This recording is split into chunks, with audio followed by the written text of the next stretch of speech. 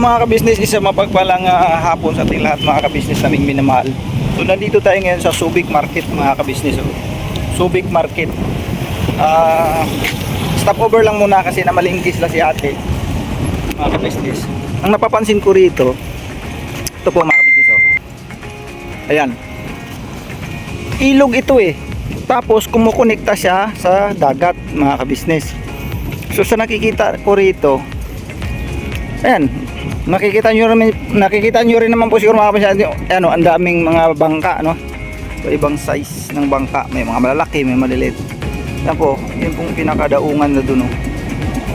Sa Gawiron. Yung doon na part ay mga dumadaong dan, siyempre yung mga malalaking bangka. Dahil dito, di na nila kakayanin dito dahil mababaw na to dito eh. Sa mga maliliit lang ang nakakapasok dito mga ka-business. Yan tulad yan. Doon kami kanina nangagaling sa tulay na yun. Punta rito. Yan. Tapos dito nga kami ano muna kami dito sa Subic Market.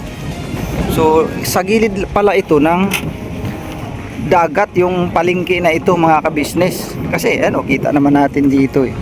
Ito ilog ito. Tapos siya konektado siya sa dagat.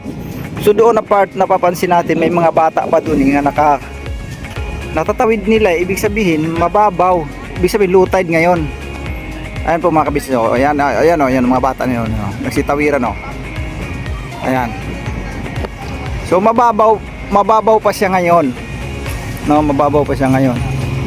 So ibig sabihin low tide ngayon mga kabisnes. Ayan, may naalala lang ako sa ganitong klaseng palengke kasi ito super market yan eh.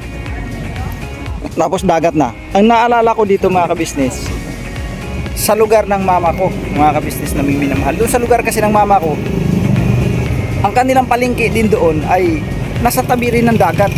Pagdaong ng mga bangka na nanggagaling sa, siyempre galing sa laot, galing na nangingisda. Pagdaong dyan sa katulad yan, para ko, ayan daungan nila yan eh. Diretso agad dito yan sa market yung kanilang huli. So hindi na, ibig kong sabihin mga ka-business, hindi na siya tumatravel pa ng sobrang layo ang kanilang huli na kumbaga galing sa dagat, dadaong mo dito tapos isasakay mo pa ng fish car, no? Diba ganoon naman ang kalimitan po mga ka-business, isasakay ng fish car tapos ita-travel pa ng sobrang layo, no? Kasi doon din babagsak sa mga kung saan mga palengke yon, no? Pero dito sa kanila, pagkadaong dyan, siyempre dito na nila yan, ibibinta na nila kaagad diretso yan dito sa market na ito yan, kasi palengke yan napakalaking palengke po mga ka-business. Ganon na ganon din doon sa lugar ng mama ko, sa shout out dyan sa may Sambuanga del Sur, ng Pagadian mga ka-business. Ganyan na ganyan talaga, Pitugo, no? Lungsod ng Pitugo. Ganon din yung kanilang palengke, nasa tabi din ng dagat mga ka-business. Kaya pagka ikay mamamalengke doon, talagang ma-encounter mo doon ang mga sariwang isda talaga na galing pa sa dagat, kahuhuli lang. Yun po ang ibig kong sabihin. Kaya parang sabi ko, kakaiba ito parang may naalala lang kasi ako, sabi ko, katulad ko sa lugar ng mama ko yung kanilang palengke na nasa tabi mismo ng dagat mga ka-business. Grabing bangka doon, sobrang dami naka-standby lang muna. Ayan sobrang dami niya tapos hanggang dito sa may ilog, yan dami nakaparada sa bawat gilid. Yan, galing So ibig sabihin itong part na to dito, may mga isdang ibang klaseng isda yung mga ganyan mga ka-business yan kung pong nakikita ninyo mga ka-business.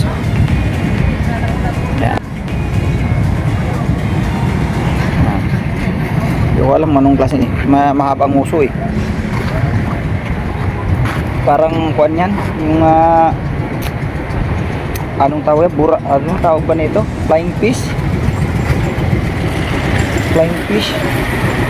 Kaya po mga ka-business, babalik na ako ron, baka mamaya ako hinihintay na. Alright mga ka-business namin minamahal. So yun po mga ka-business, kami ay maghatid na doon kay MM. Ito ay behind the scene po mga ka-business, sa ka-business official sa Kapapalids TV. Hatid po namin sila doon Tapos bago daw pumunta doon sa lugar ni MM ay maghanap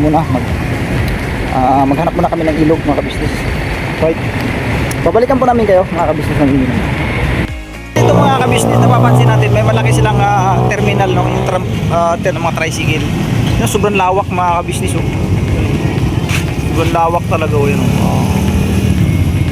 Ano, grabe. Kung mga kabisnes, nandito na tayo sa lugar ni MM sa dito sa mama niya mga kabisnes. Ayun, nag-usap-usap lang sila doon sa loob. Ako dito na sa labas kasi walang magbantay sa sakyan mga kabisnes.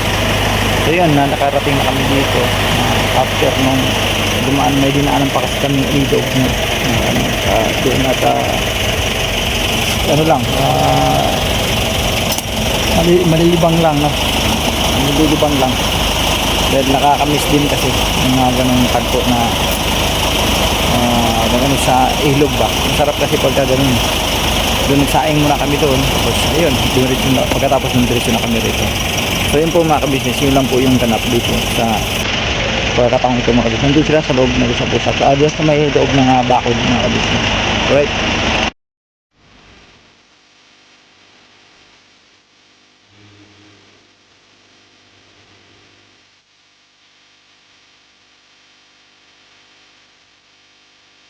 Ayan po mga ka-business oh. Dito na tayo sa PB House.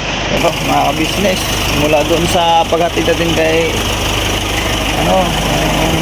kay MM dito na tayo. Nakauwi na tayo sa PB House. Maraming salamat talaga sa Panginoong Diyos. Nakauwi tayo payapa at ligtas. Lakas ng ulan sa Inlex kanina mga ka-business. Ang doon sa yung doon pa sa may parting Sambales, malakas na ng ulan. Ngayon po mga ka-business, ganito lang muna mga ka-business na minamahal. Baba lang kami ng mga gamit mga ka-business na minamahal. Ayun, good morning po mga ka-business na minamahal. Ayun po mga ka-business, na kauwi na tayo galing sa Sambales kahapon mga ka-business. Gabi na rin kami nakauwi no mga ka-business na yung minamahal dahil may dinaanan nga kaming ilog no mga ka-business. Kanya lang biglang nag-iba yung ng panahon, biglang kumulimlim doon sa parting may malaking bundok doon na hindi ko nakuhanan yun ng camera mga ka-business kahapon. Doon mapanood nyo po yun sa vlog ni Kuya at ni Papa Dins, yung napakataas na bundok doon kasi masyadong maitim, kumbaga ibig sabihin doon pa lang maaring may ulan na, pero dito sa amin wala pa, pero natatanaw kasi namin doon sa maitim na ang langit, ibig sabihin maaring ulan na doon na parte sa napakataas na bundok so nag-declare na si Kuya na batsi na habang wala pang ulan sa amin at siyempre sa ganong sitwasyon mga ka-business, mahirap na kasi yung magpakampante ba. So umuwi na kami, hinatid na namin si MM mga ka-business doon sa kanyang nanay. Panoorin niyo po yung mga kaganapan doon sa paghatid sa kanyang nanay doon sa kanyang anak na si MM nga hinatid doon sa kanyang nanay.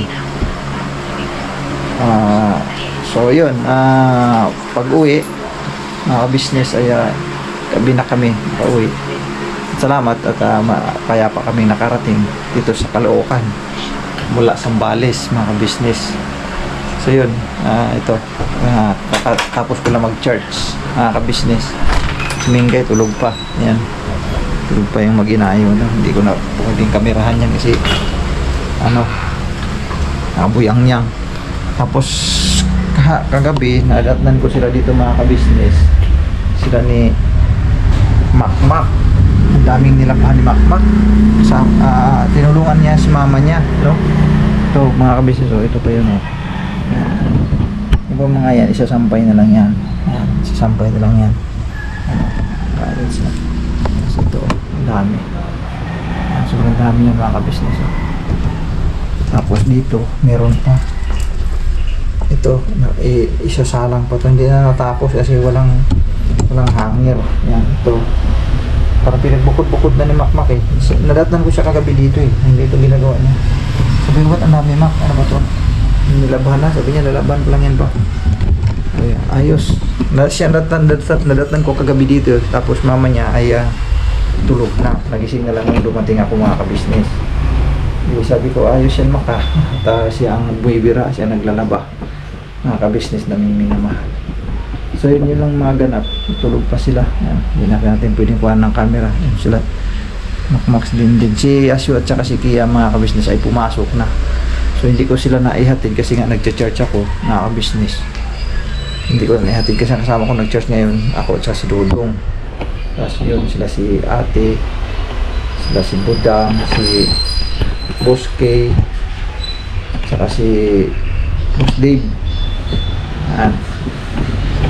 So yun, siya pa matulog mga business.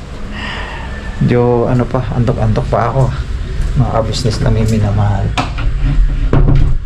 Maraming salamat po mga business sa inyo pong panonood dun sa vlog namin, dun sa pamamasyal namin dun sa sa Cavite, no? Sa Tagaytay, dun sa lugar nila ni Ma'am D. Shout out po Ma'am D. Maraming salamat po Ma'am D. Napakaganda ng lugar nyo. Napakaganda talaga na yung posisyon ng area. Napakaganda. Kaya ang daming mga tumira doon na yung talagang may kaya sa buhay. Ang ganda kasi ng lugar mga ka-business. Yung view. Makikita nyo naman po yun doon sa vlog ni Kuya. Ang ganda ng view talaga doon mga ka-business naming minamahal. Thank you po Ma'am D, no, sa pagmamahal sa buong ka-business family, lalo na po sa First Family ka-business. Thank you po Ma'am D. Talagang masaya kami roon. Ang lamig ng tubig na naligo ako ay yung kinabukasan na, yung medyo maaraw na, di ko kaya lamig Ma'am D. Napakalamig yung tubig kasi dumating kami doon hapon na, no. So salamat talaga ng napakarami. Kahapon naman yung punta namin mga ka-business doon sa Sambales, yung ilog, napakagandang ilog ang nila doon. Napakalinaw ng tubig, no. Ano bang lugar yun? Si Estong ang nagturo sa amin noon eh. Pinaglabanan parking yung amin ang research doon eh. Tapos yung sabi ni Estong nga na yung bagong Tuklas River. Yun, nakarating kami, hindi kami mismo nakarating doon sa tinatawag na bagong Tuklas River. Pero dito lang kami banda sa may bandang itaas, nakalimutan ko yung pangalan nun mga ka-business. Pero may mga mag-guide naman doon. Ang una lang na isi-search doon ay yung tinatawag na pinaglabanan parking, no? O pwede rin i-search siya sa bagong Tuklas River o resort, kalagay doon bagong Tuklas River or bagong Tuklas Resort. Nasa FB page po yun eh. Si Estong ang mga ka-business. Nung nadat na namin ang area napakaganda ng yung tubig ba, malakristal, napakalinaw ng tubig mga ka-business, tapos napakalamig. Ibig kong sabihin, ang tubig ay sobrang linis talaga. Grabe, napakaganda. Kanya lang mga ka-business, hindi na kami masyadong nagtagal pa roon. Nagsaing lang kami doon. After namin magsaing ay pack up agad at doon na kami kumain doon na sa highway, mga ka-business. Hindi na kami nagtagal doon kasi medyo delikado. Gawa nga ng napansin nga ni Kuya na ang doon sa parting itaas, makikita mo yung bundok na sobrang taas doong bundok na yun ay iba ang lagay. Ika nga makulimlim kasi sobrang delikado kasi baka sarap ng ligo-ligo namin doon. Siyempre baka mamaya di namin mamalayan, nalilibang kami dahil ang plano namin doon ay manghuli kami ng mga tawag nito hipon, no? Hipon o ulang ang tawag niya sa iba. Tsaka o mga talangka o ano pa man ang pwede naming mahuli sana doon. Kasi yun talaga sana ang plano. Kanya lang nag-iba yung ni Kuya ang kanyang naisip, sabi niya, wag na tayong magtagal dito kasi masama ang panahon. Nakikita natin sa unahan, iba na kami. Pero mga ka-business, panoorin nyo po yun doon sa vlog ni Kuya, mga ka-business namin minaman. Napakaganda talagang lugar, napakaganda, sobrang ganda. Sarap balikan yon, yung baga may time na yung maganda talagang panahon, sarap balikan, mga ka-business. So yun nga, maganda doon pagkakuan yung makapaghanda ba talaga, at saka yung magandang panahon. Ang sarap doon, mga ka-business na minamahal. Yun yung tour namin kahapon, Zambales tour. Matapos kami nagkabiti, kinabukasan Zambales tour. So ang sarap lang din, sa mga makakarating tayo ng mga iba-ibang lugar. May mga ganito pa lang bagong, sabi nga doon sabi nga ni Istong na yan ay bagong tuklas. Tapos nung tinanong doon yung mga tiga roon ay paano yan natuklasan, sa pamamagitan nga daw ng mga vloggers, natuklasan ng mga vloggers. So siya na siyempre na napapanood ng marami. Mayroon nang pumupunta, mga ka-business. Isa na nga yun ang ka-business official, napuntahan namin doon. Bagaman hindi namin talaga napuntahan yung tinatawag na bagong tuklas, yung mismong area, kasi nasa parteng ibaba pa siya. So sabi naman ni Kuya, dito na lang, okay na rin dito sa lugar na ito. Yung dito ba na sa itaas, nakalimutan ko lang, mga ka-business, pero doon na rin yun ang pagka yun ang babanggitin nyo o i-search nyo, yung bagong tuklas river ay yun na rin yun, madadaanan nyo rin yun, yung aming napupwestuhan doon. Opo, kasi nasa parting baba lang dito lang kami banda sa itaas. Ang ganda, mga ka-business, sa mga gusto, sa mga gustong mag-tour sa lugar na yun, search nyo po yun, mga ka-business, yung bagong tuklas river. Nasa FB page po yun, makikita nyo, mga ka-business. Ano yan siya, Zambales, Zambales. Ang lugar ni Estong ay si Estong kasi isa San Antonio, Zambales, dito lang yun, dito pa banda. Pero yan, mga ka-business, masi-search nyo po yun. Napakaganda talaga, sobrang napakaganda talaga. Makikita nyo naman po yun sa vlog ni Kuya, mga ka-business. So yun lang po muna mga ganap namin dito, mga ka-business, sa umaga na to. Tulog pa sila, alas 7 ng umaga, 7:20, mga ka-business namin minamahal. Alright? Ano gagawin mo? Sige nga, tugtugan mo nga kami. Ay, galing. Gitarist na, pianista pa. Sige nga. Ang galing naman. Hala, ang galing ng ate. Gitara na. Dito nga, iba gusto niya kasi mas maliit. Hala. Wala kang ginagawa. Ginawang tambol. Dinaganan pa. Alam eh.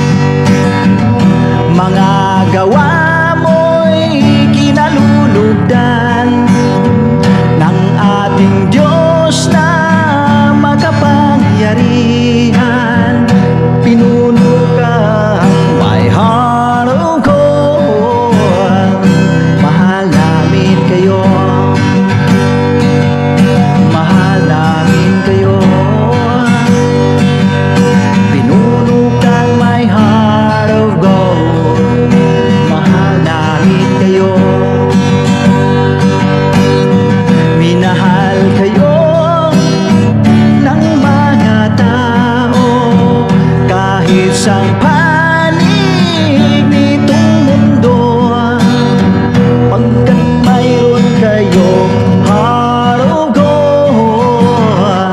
Mahal namin kayo, mahal namin kayo. I keep it for a heart of gold. Mahal namin kayo. Pinuno kang my heart of gold. Dinadhana ka kay marigold, pagkat mayroon kayong heart of gold. Mahal namin kayo, mahal namin kayo. Pinuno kang my heart of gold. Mahal namin kayo, mahal namin kayo. Pinuno kang my heart of gold. Mahal namin kayo.